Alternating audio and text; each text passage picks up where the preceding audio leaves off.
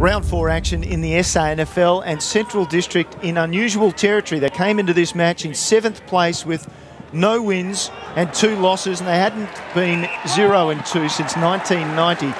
And taking on South Adelaide, they thought they could challenge Centrals, although they hadn't won at Central District since 1999. Centrals made a statement early. They kicked the first 3 goals of the match, but the Panthers were able to fight back. It looked like it was just going to be just another one of those games that they do play out here. Central's just getting away really early. But look, second quarter especially, South really dug deep and, they went in with momentum at half-time, and they were showing signs of maybe actually breaking this trend. Certainly there was momentum one way than the other in that first quarter. In the end, the Bulldogs were up by 33 points at quarter time. But as you suggested, Matty, Centrals certainly stopped, or were perhaps overwhelmed around the stoppages more than stopped in the second term. And here's an example. Just they were able to capitalise quickly and run forward South Adelaide, and the margin was only 8 points at half-time, with a big powerhouse 6-1 second term from South. It was an impressive quarter, really. I think they won the stoppages as well. Their clearance were well up that quarter on Centrals.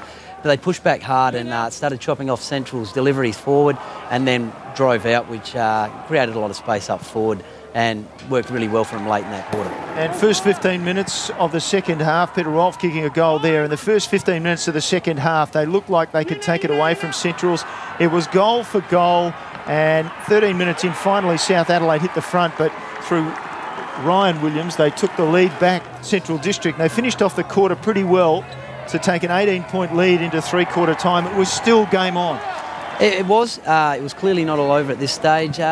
Central's playing very tight, though, up in the south forward line, which didn't give them a lot. And I guess Hardy and Matthew Westhoff really popped up in that last quarter, which just put the nail in the coffin, I think.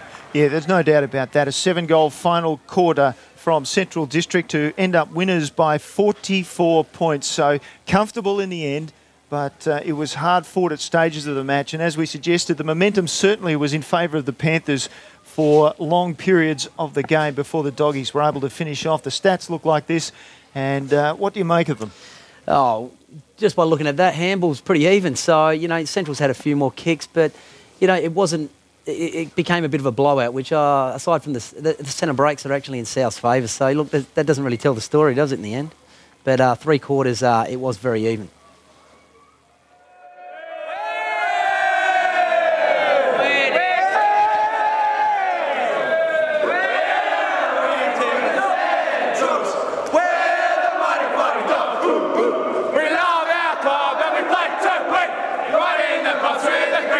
Central's